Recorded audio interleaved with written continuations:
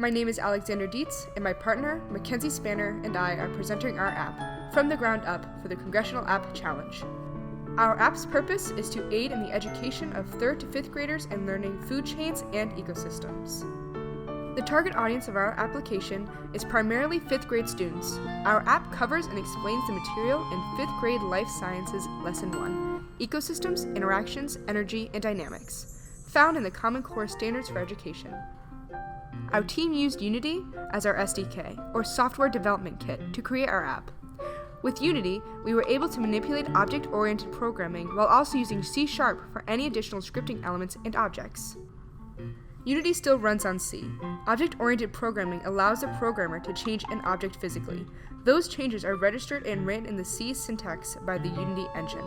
Those functions will then run from that script when used again. Within our app, if we go to the hierarchy window, select the grass.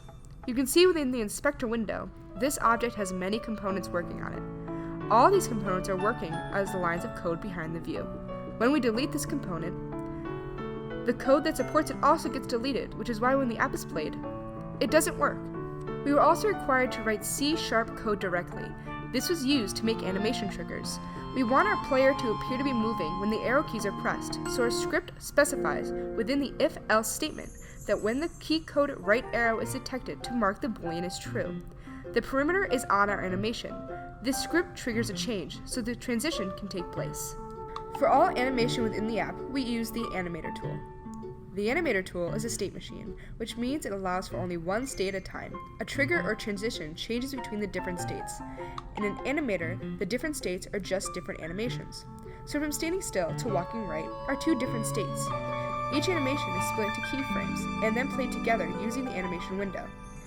Taking those animations and putting them in the controller allows us to add transitions. These transitions can be upon click or upon keystrokes. All of our transitions act upon keystroke, activating a boolean, if-then-else perimeter. When those are correct, it allows for all animation to play, transitioning from one state to the next according to a boolean statement. Originally, the controller for walking ran on a variable called delta time.